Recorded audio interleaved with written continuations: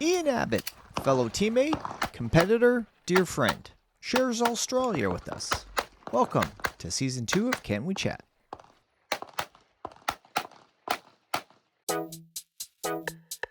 This podcast was made possible by our sponsors, FT3, Orange County's premier indoor shooting range, and Pinnacle Firearms Training, CCW, Fundamentals, and Advanced Gun Handling. Live defensively minded.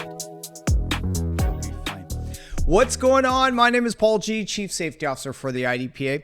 This channel will help you clarify IDPA rules, shooting techniques, and inform you of the newest gear and what's going on in the shooting community. If you're new here, consider subscribing.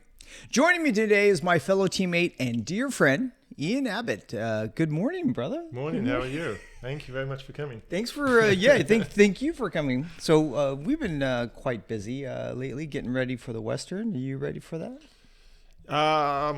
Getting there, yes. Like, I mean, practicing my reloads, dry firing at home, a lot more than I have been in the past. Yeah. Because, I want to try, hopefully win some competitions this year. You actually just started. Right? Correct. It's been about a year and a half, maybe. Have you ever competed in like anything other than a local match?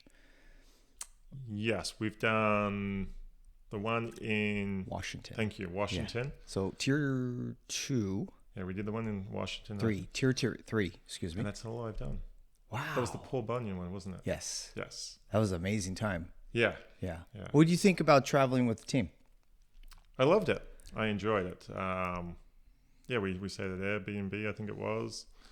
It was good fun. Yeah. Yeah, you get to know your teammates a lot more. A little bit more you want to know. Yeah, I could say that. What did you learn at the Washington match? That trip, just the trip in general. To be honest, I don't know if I learned anything more. I was really nervous for the first 2 or 3 stages, and what I learned is it's basically the same as going down to your local match. It is. Because if you really think about it. Yeah, that's to me. I was so nervous, like I didn't want to be DQ'd. Like all these thoughts were going through in my mind, and I didn't want to screw up or anything like that. But at the end of the day, what I figured out, if you just put that behind you, and this is just a normal local match. If you don't know, ask questions. Yeah. And which fun. you did. Yeah, and then just have fun. Yeah. And once I did that, the nerves went away.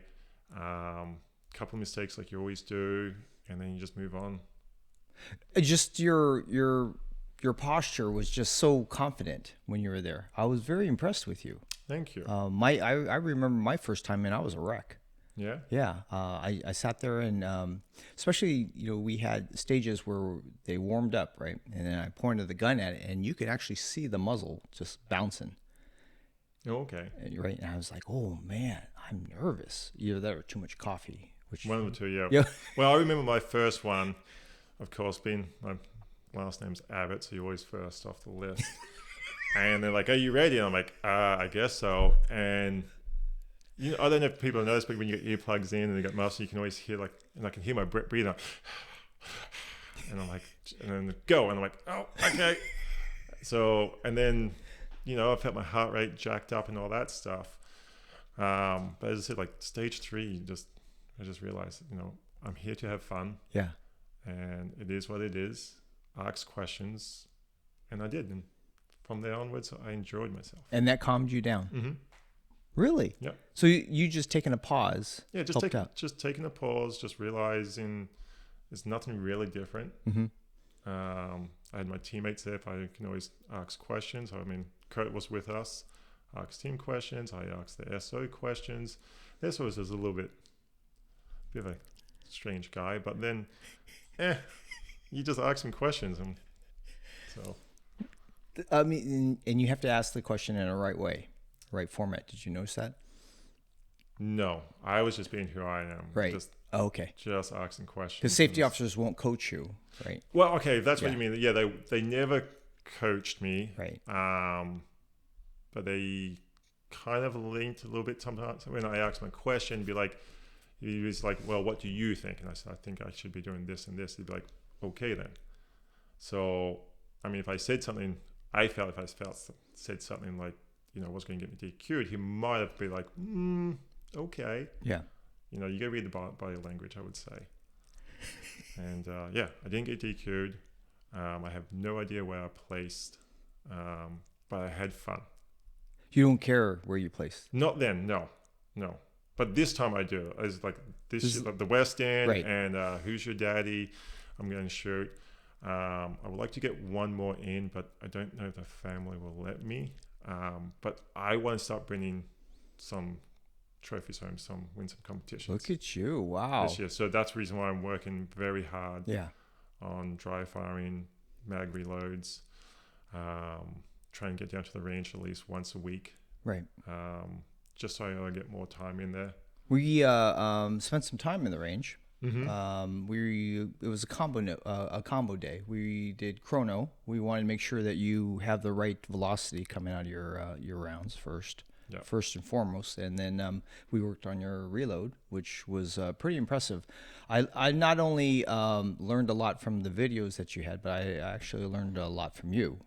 Okay. So I thought that was very constructive practice. So yeah, I noticed we were just sitting around high 4s, low 5s, weren't we? 2 rounds, reload, another 2 rounds. Yeah, and then I did what I thought was when I shot mid 5s, there was no points deducted, or like in the zeros. Right. High 4s, there was always 1 point. Right. So you go choose your battle there. Like, do you want to... you can actually tell the difference when you were when you first started. You're real tense, holding on, killing your gun, choking your gun out. And then as you started to relax or fatigue or whichever one it was, your counts were a lot better. Okay. Right. And so my goal when we were practicing was trying to make you a little bit more efficient, less extra movements. Right. Right. So it's just you grabbing your gun, pulling out, shoot, grab your mag, put it back into the gun, and then shoot. And you can totally see that in the videos, and that's coming out. So stay tuned for that. But, I didn't know that. Yeah. Yeah, stay tuned. Oh, by the way, you're in a teaching video. There you go. But the thing that I learned most from you was that you noticed that I was moving quite a bit when I was reloading. And there was one point I stopped watching where your rounds were going. I was watching your hand movements and all that type of thing to see if it made any difference or anything like that, how you were doing it. And then when I went up, tried to, like, how Paul was doing this, to be honest, went out the window. I was just doing my normal thing again. Right. So, but I think the video would be good for me to see exactly how I'm doing it. I know that more movement you have, the harder it is to get back up online, right? On site and actually make your hit. Right. And so when you said that to me, I said to him, well, I should probably practice what I preach, right? So I stopped moving the gun. It was when I dropped the mag, I was doing a flip, right? So instead of that, I just kept the gun up, and my hits were that much better. Less movement. So to me, it made all the difference in the world. So thank you very much for that. So you're welcome. That's crazy. So you're from Australia? Correct. Yeah. How long have you been in the States? In the States, I've been here for 10 years now. Huge difference from U.S. to Australia? Yeah, huge difference. Yes. How so? I would say more of like the lifestyle, government, workload. The people are fairly the same. Yeah. You guys don't really go on holidays that much. And then when you're on holidays, a lot of people are still working. This is true.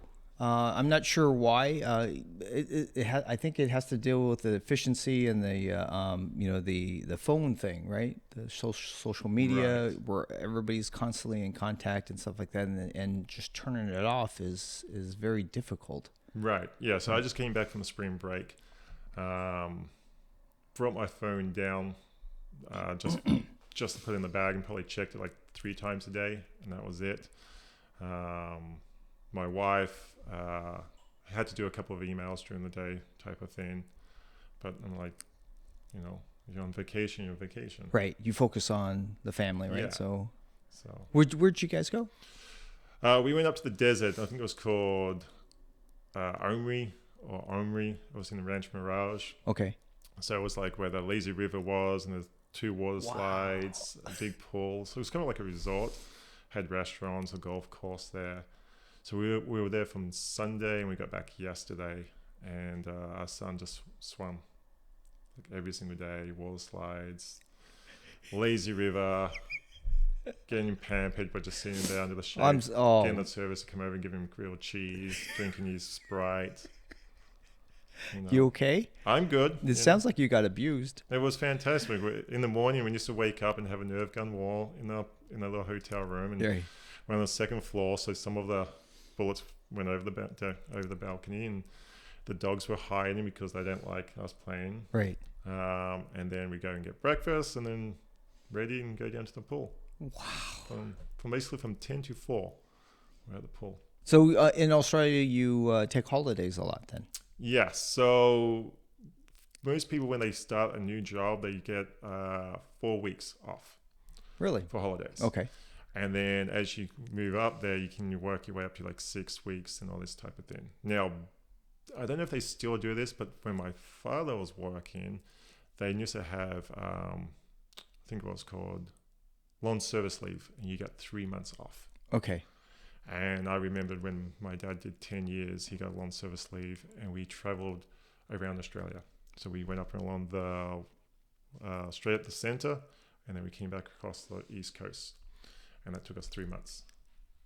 So when you work, how much do you pay in for taxes and so forth? Because it's a socialistic, right? So they take care of their people, right? So, right. So Australia is like a nanny country, a nanny state type of thing. So Okay. the government really controls the situation, like babysits them more than anything. Right. And we get like free healthcare. You got Social Security, which over here it's basically your pension. Right.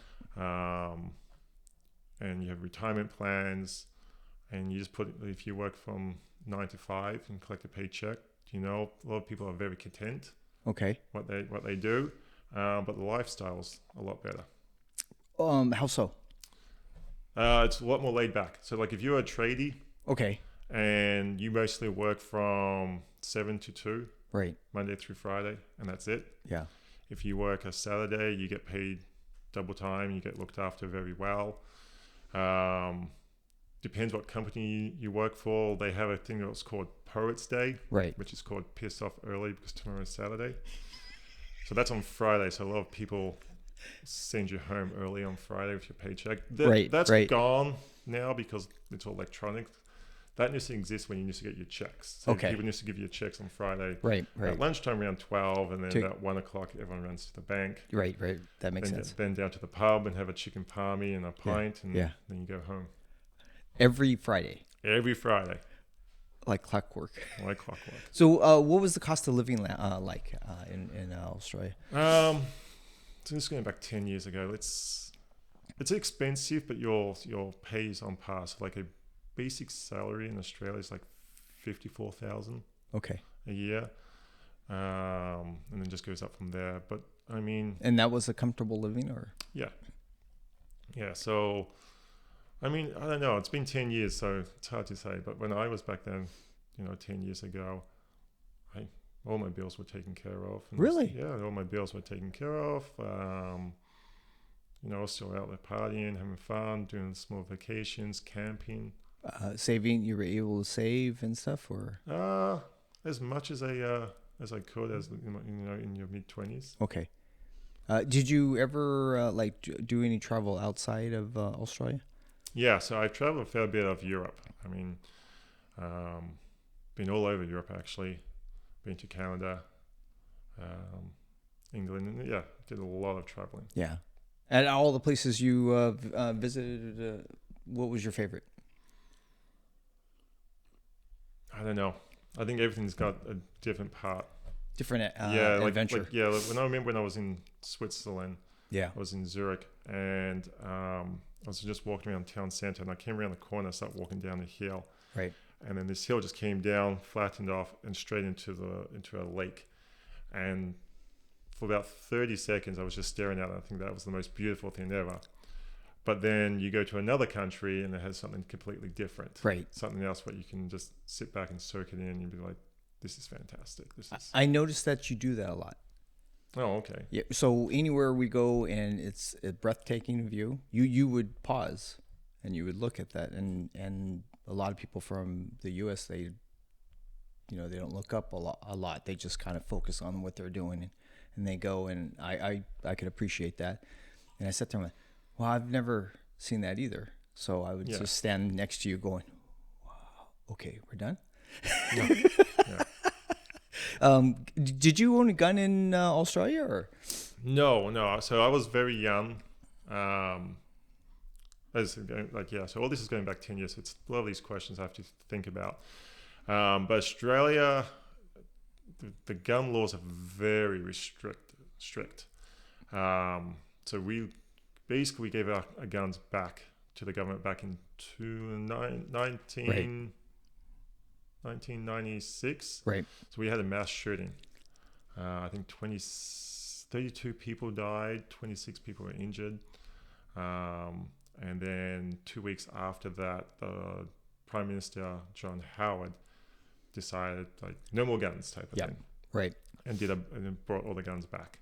And we listened and gave it all back. But you still can own shotguns, you can still own pistols, but the process and the hoops where you have to jump through are quite tough. For hunting, right? Hunting and okay, so let's say you want to do hunting. Right. So to get your rifle license, it's a 2-hour course. And you put down the reasons why you want to get a shotgun or a rifle. And so to my knowledge, there's 2 different categories. So if let's say I just want to go to the range and shoot. So you tick that box, do a 2-hour course, and then you can go down to the range and start shooting type of thing. Okay. But you can't go onto a farmer's land. You can't go onto Queensland, like not a national park, but like vacancy and shoot. If you get caught doing that, or going hunting for pigs or birds, and you get caught doing that, and your license unless tells you go into the range, you lose your license, your weapon, privilege, sure, and you probably have to pay a fine or might spend some time in prison. Now, if you want to hunt pigs and all that stuff, you tick another box, pigs, and then you do a little bit more training, and there's a little bit more background checks on this type of thing. Is it expensive? Fees or? No, the price, I have no idea what the price is. Okay. So, do they have like IDPA going on? They have IP... IPSC. IPSC? Yeah, IPSC. It's IPSC. IPC, yeah. IPSC, yeah. Yeah, so that's what they have there. So they have lots of guns out there, but do you know anything about the rules? So the process on getting your pistol, it's probably anywhere between a 3 to 6 months time frame. And then so you have to go down to your local shooting match, and you will speak to the captain. That's what we call like the captain. So, and you go and speak to him, and then you have to do training first, and then you go and do a couple of shoots with the gun club and see if you're a good fit for them, and you're gonna make it right. And then if you're good, then you pass that test, then you apply. I think it's with a LRD. And you do a background check. Yeah. You apply it through the police department, go online, and they go from everything, from the age of 16 to the age of what you are now. Right. Criminal records across Australia. Right. DUIs, mental abuse, anything like that. And if there's anything what maybe puts a red flag up, it's their choice to say yes or no. Let's say if you pass that and everything's all good, then you get your license, and then you're part of a gun club, and you go from there. Then you can start purchasing your firearms and all that type of thing. Wow. So, and they're able to get it pretty much anywhere, or do they have shops? They don't have shops, so you have to get it online, or? So you can go to gun stores. Each gun stores have its different pricing. So like they're a little bit expensive. Yeah. So a Glock 17 Gen 4 model is probably around about $1,500. Okay. But you go to one gun store, and then you can go to another gun store. They might be at $1,200. Right. So you got to figure it out. Now, if you're in Victoria, you can purchase your firearm there. It's a 30-day cooling period. Wow. Once you get it, and then you can just go in, fill in your paperwork, contact the police department, telling you're buying this. Sure. And then after 30 days, you go and pick it up. Now, if you look online, you see one in Queensland, and it's cheaper. You can still buy that pistol, but you have to go through your armor. So you have to go to your gun club, right? Tell them I want to buy this. It's the same thing over here when you do. Pretty close, yeah, absolutely. And then they will buy it for you. They'll send it to the gun store or to your local match. The police department. So basically, it actually goes from the Queensland gun store to the police department in Victoria. Right. From there to the armourer, and then to you. And it's still basically the same time. Like right. It's about 30 days. So if they wanted to purchase guns like online from like the US, and that one I don't think you can. I think it has to stay in. It has to be, okay. Yeah, I'm not 100% sure, but okay. But they have pretty similar same pistols and weapons they have as the US. Wow, so that's quite a bit of hoops to jump through. Yes. Yeah, and then so let's say there's more to keep your license. So you have to do 5. So let's say if you got a 9mm and a 22. Yeah. You have to do at least 5 matches with that 9mm to keep your license and to keep your pistol every year. And then if you've got a 22, you have to do 5 matches under that caliber. So whatever caliber you change, right, and whatever weapon you change. So if you have got 3 pistols, you have to shoot at least 15 matches in a year, 5 on each. Right. And if you don't, then they'll come and take your license, weapons, and everything away from you. They'll take your weapons. Yep. Okay. That's worse than a CCW, right? We don't have that at all. Oh, no.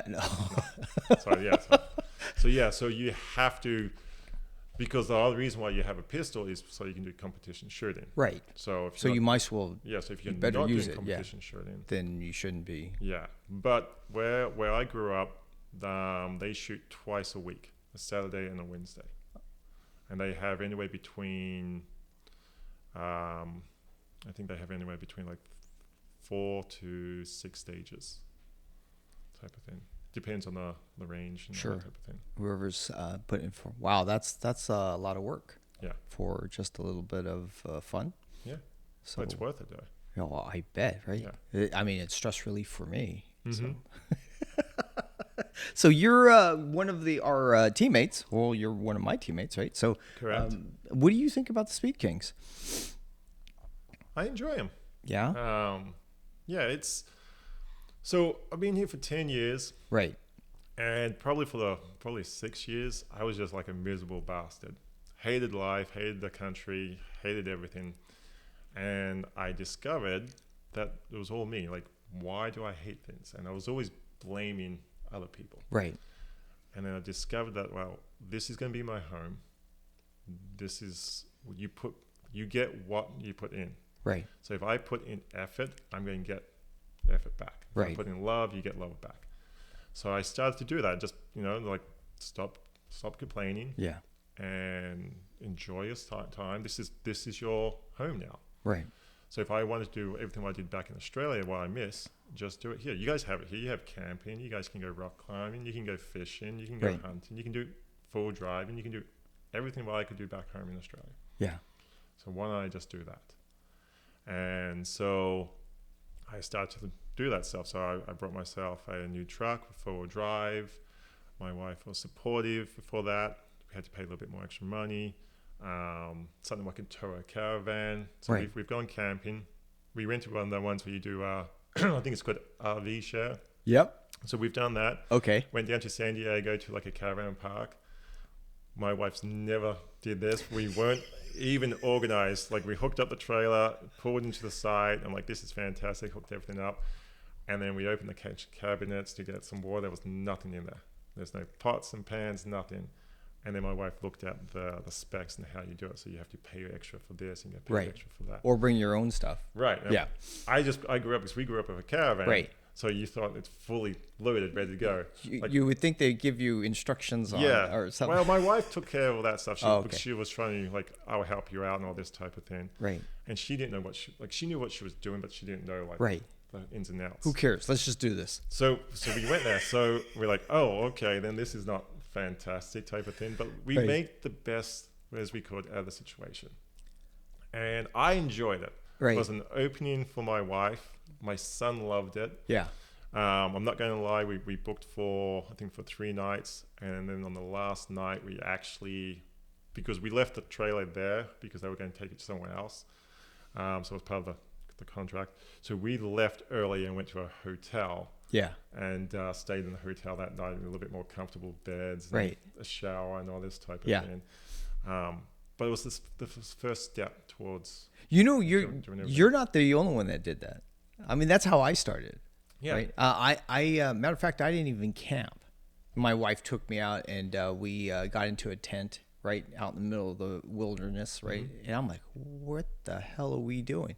But how we started was we started off 2 days. Right. We camped for 2 days, and then we stayed in a hotel for 2 days. Right, just to kind of unwind and then come home, and that's how I got into it. And those 2 days started going to a week, and now we just go out there and just camp. Yeah, it's great. So we're doing a camping trip in June, July with another family, and so we're going for 2 days. I forgot the other family's booking it, and I forgot where we're staying, but somewhere, I think it's down south. It's kind of like where the beach is just down there. So right. Park up and go down. And that doesn't have, has toilets but doesn't have showers. So my wife's like, I'm like, you can come along. But the way we're planning is we'll get there in the afternoon, right. set up, go to bed, wake up in the morning, spend the whole day at the beach, come back, have dinner, wake up, pack everything up and go home. And then that's just another small step where, all right, that's not what, because that's going to turn into something crazy. Correct. Especially if Mason starts enjoying it. Yeah. If he starts loving it. So we're going to Australia in June. We're going to go to Fraser Island. We're going to do Harvey Bay.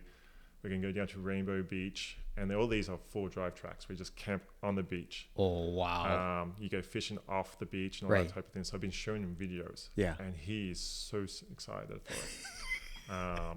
So, if he gets really excited for driving and camping, and fishing, all that type of thing, then hopefully we can keep that energy going and just bring it back to the US and, hey, let's go. We go fishing. We go fishing once, maybe sometimes twice a month, mostly once a month off Hermosa Pier. Uh-huh. And we just catch a little small fish, not that big. Right. And he throws them back in. Okay. But I think he enjoys it because the rule is if you catch the first person who catches a fish, right, the other person has to buy the ice cream. So he just loves to go, and I think it's just so he can get the ice cream. Sure. So, really? Yeah. But he's determined. We went out there one time. I wasn't thinking about it. We rugged him all up. He's got his jacket, his little beanie on. My wife comes out with me. And we went thinking we rugged him up like it's cold, and we went warm enough. Right.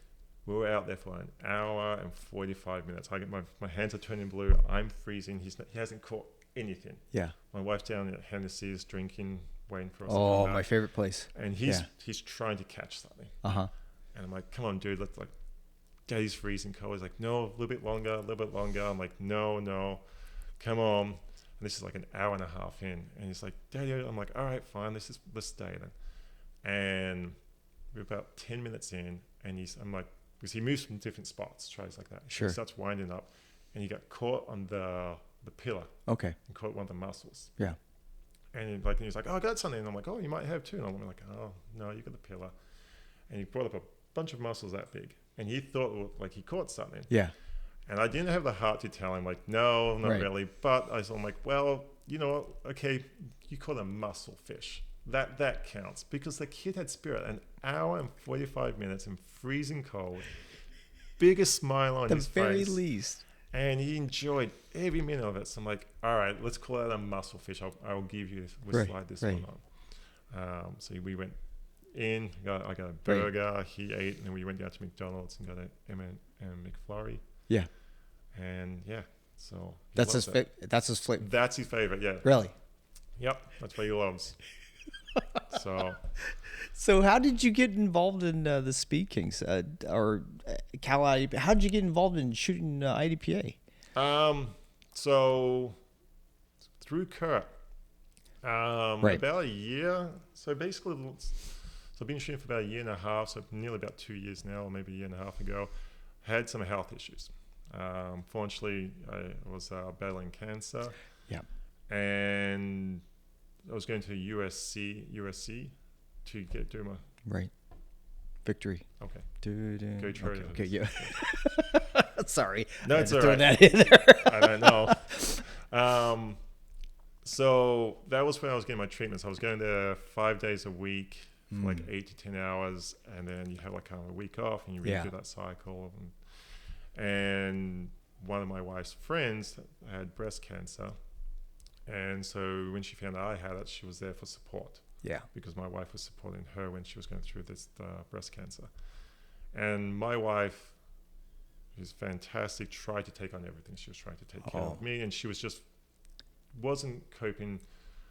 Well, I wouldn't say she was coping, but she just had her hands full. Like she was working. Burning from both ends. Right. Sure. Her company was merging. She had to, she had to be a mother. She had to be everything like that. Sure. So her friend's like, you know what, sit on the sideline. I don't care what you're saying. I'm taking care of this. And she got Kurt involved. So he was my driver. So from Wednesday, Thursday, Friday, he drove me and picked me up.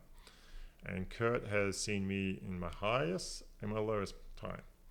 And he was fantastic. If you want to talk, we talk. If you don't, we don't. So for basically 3 to 4 months, we were in the car together for 45 minutes. And one day we're just talking about random stuff, and he starts talking about shooting, and he talks about IDPA. And I've always wanted to do it. Like 2 years ago, like going back, I was saying like 6 years, I was absolutely miserable.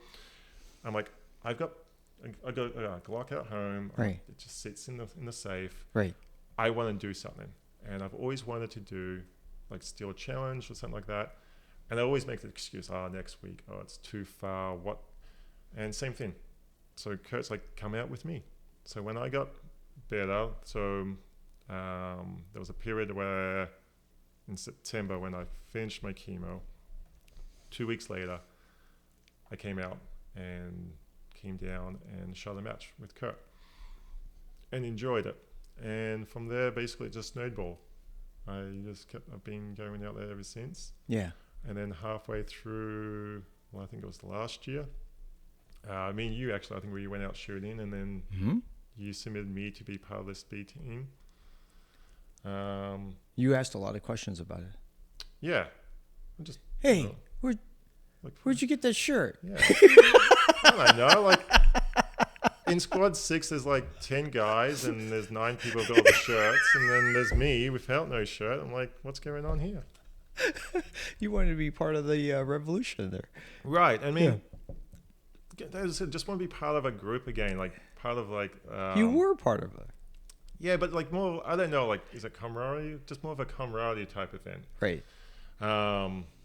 So yes, I just started getting involved, and as I said, my wife's been very supportive from day one since we met, and like she's been supportive on that. And well, I mean, you like dove head first into all this stuff. Next thing I know, you're helping setting up. Yeah. At the matches. At 4 o'clock. Well, at 4 o'clock in the morning. So I used to get up at 3:30 in the morning. Yeah. And now it's such a routine. I can get up at 3:50. Yeah. And it takes me 10 minutes to get up. So the night beforehand, everything goes beside the front door and all my clothes and all that, so I don't have to wake up my wife. Alarm goes off. I get up, get dressed. Kurt and I ride together because Kurt only lives like a couple blocks down. Yeah. And he pulls up, and so 10 minutes. Time I get up, brush my teeth, clothes on. I make myself a cuppa and make sure I've got double check everything. Kurt pulls up, throws in everything in the back of his car, and we're on the road. Yeah. So we're mostly out the door by 4:10. You get by my house. We usually meet somewhere out in Anaheim Hills, as you guys just rip by me. Yep. On the Oh yeah. Yeah. You got to hold on. So. But you go out there, you dive head first. You're out there just throwing things all over the stages and stuff. I remember the first time, basically my main job was the red target stands. Probably for the first month, just grab the red target stands, throw them out, look at the list, throw them all out, go back in, and then see what else I had to do, and then from there just gradual to like other stuff. Yeah. And now I think between the three of us, we have a good system. We when we first started, I was a little tense, and so I'll be honest. The first time I met you, I don't know how you're going to feel about this thing, but I thought you were a bit of a dick. The first 3 matches I met you because, and I understand that now. Like we're up at like 3:30, 5 a.m. in the morning with no coffee. No, I can be nothing but a dick. Yeah, and sometimes it's cold out there. I apologize for that. Yeah, and like none of us are waking up, but that's it. Like we get to know each other then, and like all right. And now we've got a routine. But there's also a lot going through your mind at the time. Like we've only got like 3 hours to set everything up, to make sure everything's ready for all the shooters. Yeah. And then once that's done, then we have to go and get ready ourselves. Right. And then once we get ready, then 90% of the time, like, all right, we've got the shooters briefing. We don't have much time to have a breather. Yeah, but it was when we first started and stuff. Because there's nothing out there. There's no system. Mm-hmm. It was out of control and complete chaos. And you know me, Mr. Efficiency, right? Mm-hmm. And I just sat there. I'm like, there's no way. So a lot of the frustration that I had was, trying to fight back and saying, hey, if you can just let me do it this way, I will have these things done for you before, 7 o'clock. Right. And thanks to you guys, you went out there, you started giving me the equipment that I need. Instead of me going back and forth, making like 50, trips, just for one bay. You guys just throw it out in the bay, and I just set it. I'm like, oh my God, now my job is so much easier. Yep. Just because of you guys. Yeah. So, and now we have that system, and it's working the way it's supposed to. We finally get done at a appropriate time, so we can do now. Yeah. Right. You're 100% right, because I remember when we first done, like, Kurt used to have to do the SO walk, and he would be like still setting up when Calvin or whoever the SO is taking a roll call and all this type of thing. He's still trying to get himself set up, but now we've got a little bit more time. Yeah, we're done. About 7:30 now. Yeah, and that helps so much. So I go back to the truck. I change, finish my coffee, mm-hmm. and then just in time for the SO walkthrough, right? So then I have to deal with that, and then we get back in and we start our day. But it's a long day. Yeah. Right. And I'm already exhausted. I wouldn't mind going home at that point. No. And it's just starting for everybody else, right? Correct. So yeah. I don't think a lot of people know exactly what we do, 5 a.m. in the morning. So to get things going, yeah. Yeah, but I really appreciate you going out there, and it wouldn't be what it is now without you guys. So appreciate that. Thank you very much for doing that. So that was your jump start into it. Now you're full fledged. You meet all of the mandates regarding the shooting team, which is volunteering and doing so forth. And you've been doing more than enough. So you're out there, you're competing now, and now you wear our colors. So supporting our causes and so forth, which I appreciate. I couldn't have asked for a better teammate. Oh, you're welcome. So, same with you guys, yeah. But so what gun are you shooting nowadays? So I started off with a Glock 19. Yeah. And now I've got a M&P 2-point compact or something like that. So it's designed for competition shooting. So it's had all the work on it. Yeah. I picked it up about a month ago. So I actually haven't shot it at a competition yet. So I did once to test it out. Yeah. I really liked it. It's a nice weapon. I enjoy it, so I'm going to hopefully use that for now on. I still got to check see if it's classified as SSP or not, because it's got the magwell ESP.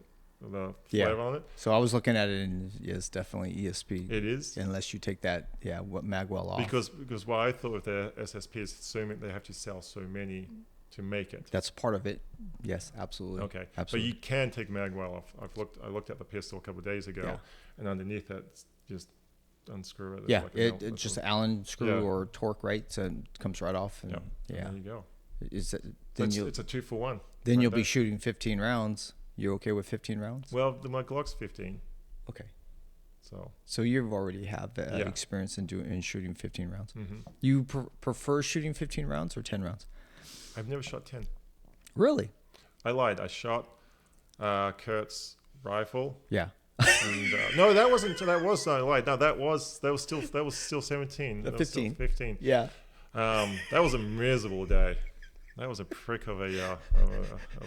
I mean, it was nice. It was smooth. It was nice. But then you're used to just sticking something out like this. Now I'm like this, and I remember. I think it was stage 7. Yeah. I came around the corner. Yeah. And Callie was about to call me, like DQ me, because it was like the barrel was like that close to the wall, and you thought I was going to start shooting up the wall. Yeah, right. And thank God, like I had both eyes open, and I saw it, and I'm like, I might want to readjust. Yeah, you're mechanical. Yeah. Yeah. It was completely. It was fun though, and that's all about why I feel like the competition shooting is, especially the club meets. Yeah. Where you can change the style out, try something new, have fun. And as I said, like I really enjoyed it, but still, it was miserable. It was miserable but fun at the same time. Right. Well, totally different platforms. So, is there any other gun you would are interested in trying? Well, obviously, it's not a PCC anymore. I think I would. I think right now I'm going to stick where I am. Yeah. I haven't really thought anything about it. I'm going to just stick where I am and see how things go. I've always wanted a 1911. Really? Mm-hmm. That a boy. 1911. It's just, I don't know. It's just something about them. I think it's just more of the history, the looks of them, and all that type of thing. But it's very expensive. Very expensive. So. Yeah, because all the parts are, they're there to try to work with each other. It's no longer what they call a striker fire. It's now a hammer, right? And it's a beautiful gun. So that's all I've been shooting through most of my shooting career as far as IDPA is concerned. But the faster guns are definitely they have the 2011, which is a double stacked, right? So it carries a lot more if you wanted to. Okay. In that, so instead of 1911, which is a single stack, right? So, but I have both, and they're beautiful guns. Nice. I mean, I think I will start trying to do like carry optics. I think I'll keep with what the weapons I've got now, the pistols I've got now. Yeah. And maybe just do, carry optics, trick them all out type of thing. See how that goes, because it's less money type of thing. Well, depends on the carry optics or the red dot what you buy, but baby steps. Yeah. So you just recently started learning about reloading. Yeah. So what is your initial thoughts about reloading? How much cost saving you can have straight away. That's one. And then two is, I didn't realize how much of a science is behind it. I just simply thought, you buy the jig, the machine, put all your dies in, and just start pulling the hand. And there you go, boom, saving money. Just do that. Right. Bob's your uncle, Yeah. Perfect. Put them in a nice little box and go down to the range and have fun. Yeah. How many times did we do that?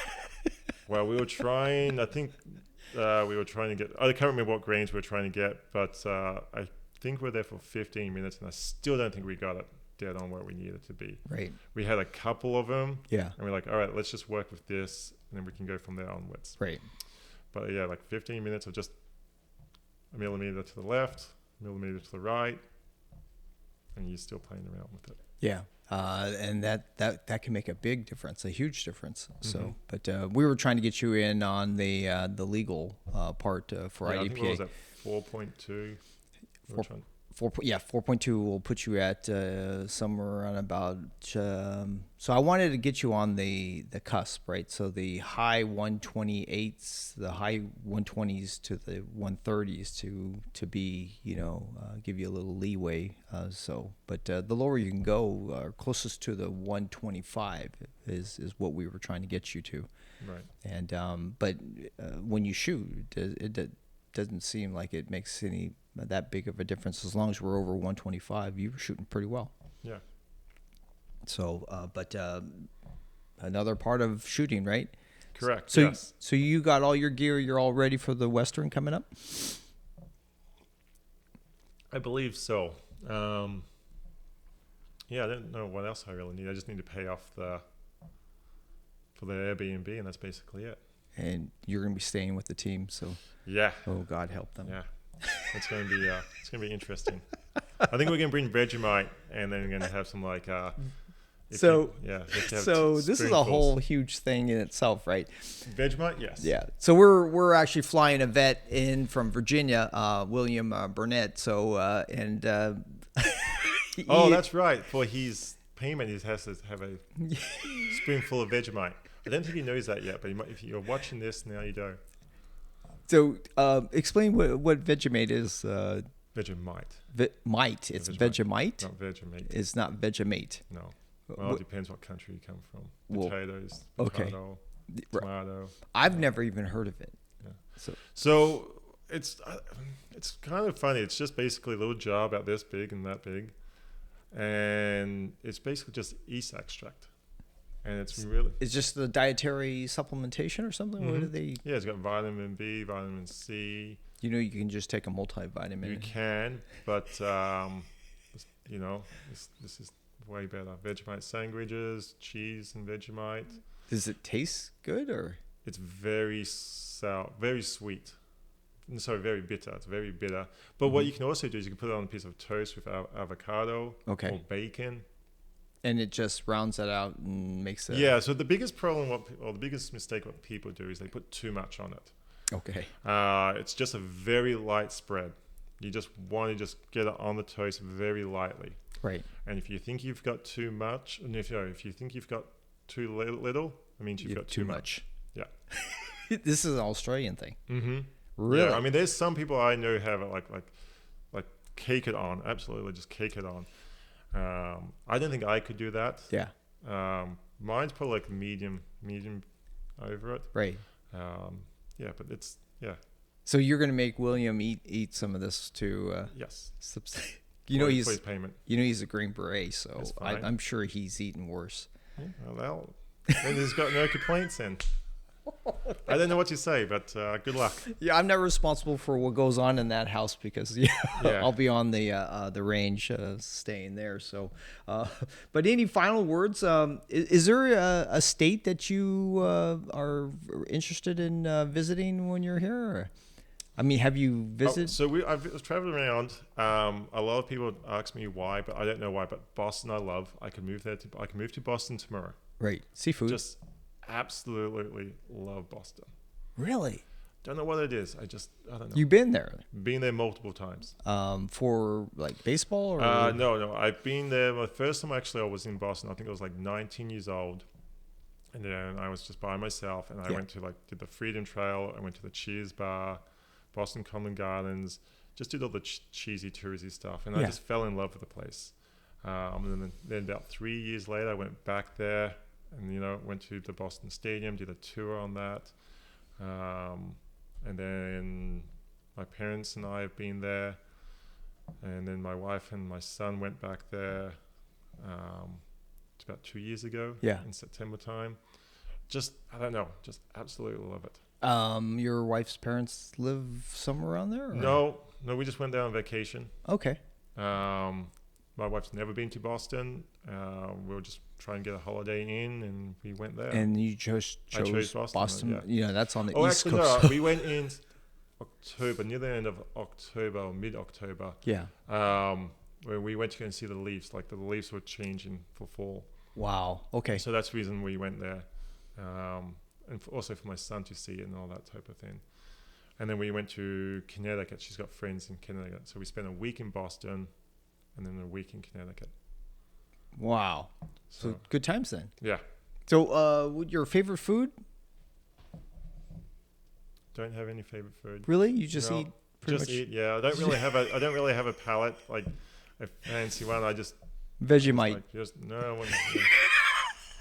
So, but I do want to experience more of the US. Like, I only know the US through California. Like, I would love to go to Texas. I would love to go to a tractor pull. Just all that stuff, like redneck stuff, because that's what basically I grew up when I was in Australia. Like, going to tractor pulls. Texas, you're in luck. Yeah. But we call them, it's called the slot cars, where you basically, the cars just go in a circle on a dirt track. Yeah. That's fantastic. Actually, they have one in, I believe it's Ascot or Irwindale. Okay. Yeah, so they have a track out there. They still do that stuff. So growing up on all that type of thing. Wow. Somewhere you can just sit down, have a beer, have a hot dog, and just be entertained for a couple of hours. You don't have to go to a race to do that. Well, what can I do with a hot dog and a beer? Oh, I'll just have to tell the team, and oh yeah, there you go. The team will take care of you. So all right, yeah. So, so plan is hopefully this year to do a little bit more camping, four-wheel driving, and then next year we'll try to get out a little bit more holidays in the US, because a lot of times our holidays have always gone back to Australia. All right, so we got Sacramento coming up next month, and then we have Michigan. Who's your daddy, right? So we'll be in Michigan doing silly things. So we'll take a look around and see what we can find. There is a USPSA match on Saturday if you're interested. This Saturday? Saturday before the Hoosier really? Daddy. Yeah, if you want to shoot an extra match. I'll be up for that. Okay, so Ben Watson asked and said, hey, an hour and a half away, we can shoot a USPSA match if you want to do that on Saturday. Yeah, that could be interesting, because I've never shot one of them. Really? No. Okay, so maybe we should USPSA.